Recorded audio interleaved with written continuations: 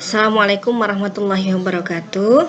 Bapak Ibu Guru dimanapun berada, alhamdulillah kita ketemu lagi dengan materi penulisan best practice untuk lomba. Mendengar kata best practice, apa yang terbayang di benak Bapak Ibu? Nah, jangan dibayangkan dengan yang sulit-sulit dan rumit-rumit ya. Best practice bukan PTK, best practice bukan penelitian. Best practice artinya adalah pengalaman terbaik Bapak Ibu dalam melaksanakan pembelajaran di kelas atau dalam melaksanakan tugas sebagai kepala sekolah, kepala madrasah, atau dalam melaksanakan tugas kepengawasan. Nah, kita akan nyoba, apalagi kemarin barusan ada pengumuman lomba best practice ya, yang akan diseleksi oleh Kemendikbud pada bulan Juni ini. Yang menang nanti akan menjadi pembicara di webinar. Nah, ayo kita coba untuk ikut lomba itu ya. Mari kita kenali best practice lebih dekat lagi. Tapi sebelumnya kita kenalan dulu ya. Minim Ismami Rosita. Sehari-hari saya bertugas sebagai pengawas di Kemenak Kabupaten Jombang, juga sebagai dosen di Stit Al-Urwatul Wusko Jombang.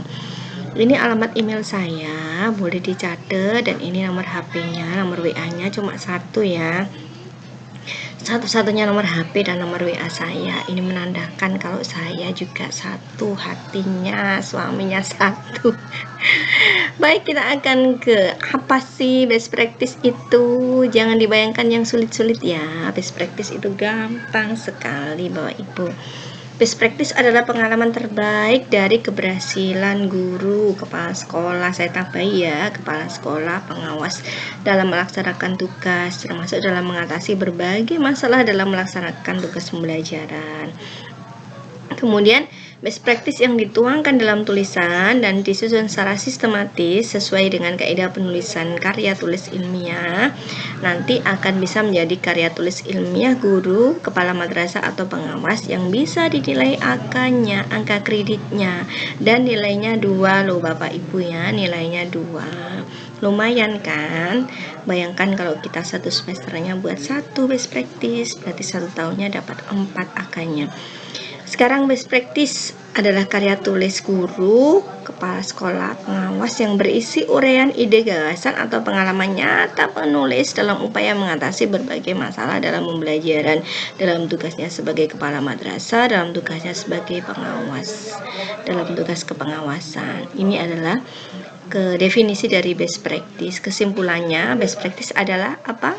Betul, tepat sekali. Pengalaman terbaik guru, kepala sekolah, kepala madrasah maupun pengawas. Nah, yang kedua, best practice itu keberhasilan seseorang atau kelompok dalam melaksanakan tugasnya sesuai dengan tupoksinya. Dan yang ketiga, best practice itu bisa mengatasi berbagai masalah dalam lingkungan tertentu. Asyik kan? Nah, bagaimana sih ketika kita lomba kita bisa menang? Saya yakin setiap orang yang ikut lomba pasti harapannya adalah menang. Mana ada sih orang ikut lomba yang pengen kalah? Pasti saya juga begitu ya, ketika ikut lomba harapannya pasti ikut menang. Dulu ketika saya jadi guru, saya juga selalu ngintip info-info lomba dan berusaha untuk ikut di setiap event lomba. Rasanya senang dan dapat kepuasan kalau lomba kita kemudian menang. Nah, sekarang bagaimana sih triknya supaya kita menang lomba best practice? Yang pertama nih Bapak Ibu ya, baca dulu sistematika lomba yang diberikan oleh panitia melalui buku panduan atau melalui pengumuman. Nah, jangan sekali-sekali menggunakan sistematika yang tidak disarankan oleh panitia. Kadang-kadang nih ya, kita menyepelekan itu sistematika, kita pakai mentang-mentang lombanya setiap tahun ada eventnya, misalkan Innobel, LKG, lomba guru prestasi, masih pakai panduan yang lama-lama. Nah, kita kan nggak tahu panduan yang lama dengan yang baru ada perubahan apa enggak. Nah, untuk itu jangan sekali-sekali pakai yang lama atau pakai lomba yang lain. Jangan, kita gunakan lomba sesuai dengan yang kita ikuti, sistematikanya kita patuhi ya. Yang kedua, penuhi bagian dari sistematika tersebut. Jadi sistematika itu seperti kerangka, seperti duri pada ikan, kan belum ada dagingnya ya. Kita beri dagingnya, tugas kita nanti memberi dagingnya sehingga nanti akan bisa berfungsi dengan baik. Berikutnya yang ketiga adalah Idenya sederhana saja, tapi namun ada kebaharuan atau novelty-nya. Jadi ide dari best practice kita nggak perlu rumit-rumit, nggak apa-apa, yang penting baharu ya, ada kebaharuan.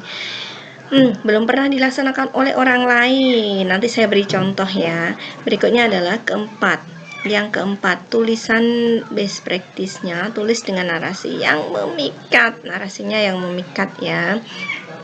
Oke, berikutnya adalah yang kelima ya, siapkan data pendukung berupa foto, video, RPP, hasil pembelajaran dan lain sebagainya. Jangan lupa yang keenamnya adalah berdoa, selalu berdoa. Kalau bisa di hati kita jangan ada takabur, pasti saya menang, saya yang lain jelek dan sebagainya. Di hati kita harus tetap semua baik, tapi semoga Allah memberi kita yang terbaik. Amin. Itu ya. Lanjut kita tentang isi laporan best practice. Isi laporan best practice terdiri dari 3 bagian ini ya. Yang pertama adalah bagian awal, kedua bagian isi, ketiga adalah bagian akhir atau bagian penunjang. Sekarang kita ke bagian awal. Apa sih isi dari bagian awal? Bagian awal terdiri dari halaman judul, halaman pernyataan keaslian naskah. Ini biasanya halaman pernyataan keaslian naskah itu disediakan oleh panitia formnya ya, kita mengikuti aja seperti itu. Berikutnya adalah halaman lembar persetujuan dari atasan langsung dan atau pejabat terkait. Tentu kalau guru adalah kepala sekolah, kalau kepala sekolah atau kepala madrasah adalah pengawas. Kalau pengawas ini tentu kepala instansinya. Kemudian berikutnya adalah kata pengantar, abstrak atau ringkasan, daftar isi, daftar tabel, daftar gambar, dan daftar lampiran jika ada. Kalau sistematika penulisan naskah KTI yang barusan keluar kemarin nih ya, yang tentang Pancasila ya, untuk guru kelas dan guru PKN dan IPS untuk jenjang SMP, SMA, SMK, MTS, MA, dan MAK. Nah, ini adalah sistematikanya. Ini adalah yang pertama bagian awal naskah best practice, terdiri dari halaman judul, halaman pernyataan keaslian karya yang bermaterai, halaman persetujuan langsung atasan, kemudian halaman pengantar, abstrak atau ringkasan, daftar isi, daftar tabel, daftar gambar, dan daftar lampiran. Kita ke halaman judul ya teman-teman ya. Halaman judul, pada halaman ini tuliskan judul best practice-nya apa, nama peserta lomba, nama peruntukan lomba, lombanya untuk apa, untuk lomba apa, guru prestasi kah, Inobel kah, LKG, atau yang barusan kemarin ya, yang untuk Pancasila. Kemudian berikutnya adalah asal sekolah peserta lomba. Jangan lupa gunakan huruf Time New Roman ukuran kertas A4 dengan spasi 1,5 jaraknya. Berikutnya kemudian kita tuliskan halaman kata pengantar, bahwa di sini tulisannya adalah bahwa best practice yang ditulis ditujukan untuk mengikuti lomba yang dituju, jangan keliru ya. Biasanya sering kita copy paste dari yang untuk kenaikan pangkat, untuk lomba karya ilmiah yang lain dan sebagainya. Nah, jika best practice-nya di kata pengantar itu salah untuk lomba yang dituju, nanti dengan sendirinya kita tidak akan dinilai best practice kita. Oke? Sekarang judul. Bagaimana sih membuat judul best practice yang baik? Nah, seringkali kita terjebak judul best practice dengan judul BTK ya, nggak perlu serumit itu, karena di best practice itu judulnya itu cukup semenarik dan sejelas mungkin. Judul itu menunjukkan permasalahan yang akan dibahas dan dipecahkan di sekolah. Contoh judul yang saya tulis ini ya Bapak Ibu ya, yaitu yang pertama, memanfaatkan permainan gentong berbisik untuk meningkatkan hasil belajar siswa. Nah, coba dilihat. Di sini ada unsur masalah dan solusinya. Masalahnya adalah hasil belajar siswa, kemudian guru memberikan solusi dengan permainan gentong berbisik. Asik kan? Pasti bikin kita penasaran. Apa sih permainan gentong berbisik itu? Berikutnya yang kedua adalah meningkatkan motivasi siswa dalam storytelling dengan fantasi. Nah, ini juga ada masalahnya, itu motivasi siswa, kemudian ada solusinya, storytelling dengan fantasi. Yang ketiga adalah model belajar inovatif, the smart career time, untuk meningkatkan motivasi belajar. Ini ada masalahnya di motivasi belajar, solusinya adalah pembelajaran dengan model the smart career time. Oke, gampang kan buat judul teman-teman? Coba sekarang dipikirkan apa judulnya teman-teman yang menarik. Oke. Berikutnya adalah daftar isi. Halaman daftar isi ini di dalamnya berisi daftar isi sesuai dengan isi. Isi sesuai dengan nomor halaman. Jangan sampai isinya tidak sama dengan daftar isinya tidak sama dengan halaman yang dimaksud. Ketika kita tulis halaman latar belakang itu di halaman 2, maka isinya juga di halaman 2, jangan di halaman 4, 5 dan seterusnya. Nanti membuat penilai itu akan bingung. Kemudian untuk daftar tabel, daftar gambar itu harus ada jika memang pada isi best practice ada tabel dan gambar. Jadi jika di dalamnya itu kita menyajikan datanya pakai tabel, ada gambar-gambar juga, maka harus ada di depan. Kemudian jika tidak ada, tidak perlu dituliskan. Untuk lampiran jika ada, masukkan pada bagian pertama. Nah, ini pasti ada ya lampiran itu. Contohnya adalah foto-foto, kemudian hasil belajar, surat-surat, RPP dan sebagainya kalau untuk pembelajaran. Kemudian berikutnya abstrak ya, abstrak. Coba kita lihat apa saja isi abstrak dari contoh best practice saya. Ya, ini adalah contoh isi abstrak, yaitu yang pertama, sini adalah tentang judul, pengarangnya, kemudian tahun dan judul dari best practice-nya. Kemudian berikutnya kata kunci, kemudian kita ketik isinya dengan spasinya 1 aja. Ini yang pertama adalah tentang alasan pentingnya best practice, kemudian paragraf kedua tentang rumusan masalah, berikutnya adalah solusinya, dan yang ke paragraf berikutnya, paragraf keempat adalah hasilnya. Nah, ini adalah abstrak.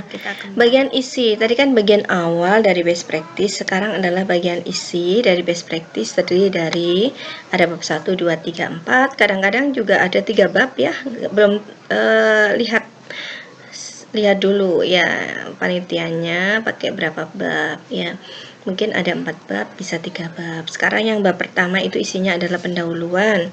Bab pertama pendahuluan terdiri dari latar belakang, kemudian rumusan masalah, tujuan, dan manfaat. Kemudian metode pemecahan masalah. Ini bagian isinya ya, bab kedua ini bisa masuk bab kedua. Metode pemecahan masalah berisi teori atau pengalaman yang dijadikan rujukan untuk penyelesaian masalah atau langkah-langkah rinci yang digunakan untuk menyelesaikan masalah. Berikutnya adalah bab ketiga, pelaksanaan dan hasil yang dicapai, berisi hasil pelaksanaan didukung data, informasi, dan pembahasan. Oke, kemudian kita bahas bab isi dulu ya, itu bab pertama tentang pendahuluan, yang ini untuk lomba ya. Pendahuluan ini harus ditulis dengan singkat, bisa 1 sampai 3 halaman. Jangan sekali-sekali menulis menjadi banyak halaman. Nah, dalam hal ini ide menambah halaman hanya akan merugikan kita. Sesuai dengan petunjuk panitia saja, dilihat berapa halaman untuk bab 1 atau keseluruhan berapa halaman, nanti kita bagi menjadi bab-babnya. Jika jumlah halaman tidak sesuai dengan petunjuk, nanti berarti kita belum memahami petunjuk. Nah, itu tidak layak untuk jadi juara kalau untuk lomba ya. Kemudian apa sih isi latar belakang? Yang harus kita tulis di latar belakang adalah, yang pertama adalah deskripsi tentang kondisi ideal yang diharapkan muncul dalam sebuah pembelajaran atau layanan pendidikan yang berkualitas. Idealnya bagaimana sih? Ya, tentu saja kita mengutip dari regulasi atau peraturan perundang-undangan, dari teori, pendapat ahli, dan atau referensi yang sesuai dan sebagainya. Jadi yang pertama adalah kondisi ideal, berikutnya yang kedua adalah berbagai masalah yang terjadi di lapangan sebagai bentuk kesenjangan antara harapan dengan kenyataan. Penyebab masalah terjadi apa, dampaknya apa jika tidak segera diselesaikan, serta yang terakhir ini kita kerucutkan ya ke alternatif pemecahan masalah yang akan dilakukan untuk menyelesaikan masalah. Nah, itu nanti kita susun kalimatnya dengan indah dengan menjadi beberapa paragraf berat 2 sampai 3 halaman atau lebih sesuai dengan petunjuk dari panitia lomba ya. Kita susun itu mengerucut dari yang kondisi ideal, kemudian berbagai masalah yang terjadi di lapangan yang kita temukan, kemudian penyebabnya apa, dampaknya apa, alternatif pemecahan masalahnya apa, yang mengerucut pada judul kita.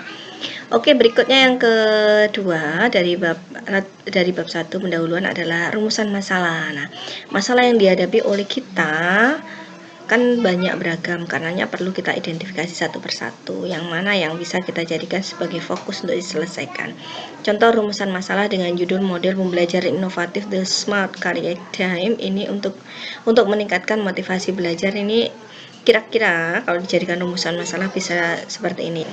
Rumusan masalah yang pertama adalah bagaimana implementasi model pembelajaran The Smart Career Time atau The Smart City. Yang kedua, apakah model pembelajaran The Smart Career Time atau The Smart City dapat meningkatkan motivasi belajar dari sejarah Islam. Ini contoh. Berikutnya adalah tujuan. Pada bagian ini disebutkan tujuan yang ingin dicapai dari pelaksanaan best practice. Secara umum, tujuannya adalah untuk meningkatkan profesionalisme pendidik dan tenaga kependidikan, dan secara khusus misalnya untuk meningkatkan layanan kualitas pembelajaran, meningkatkan kemampuan siswa, aktivitas siswa, kemudian kedisiplinan siswa, kesadaran hidup bersih, cinta lingkungan, dan sebagainya.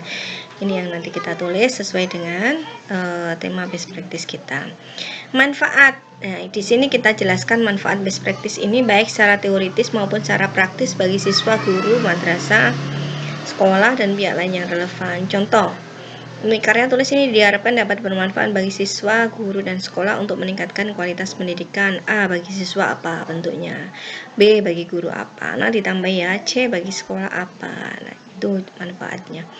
Nah, bab 1 sudah selesai. Gampang kan?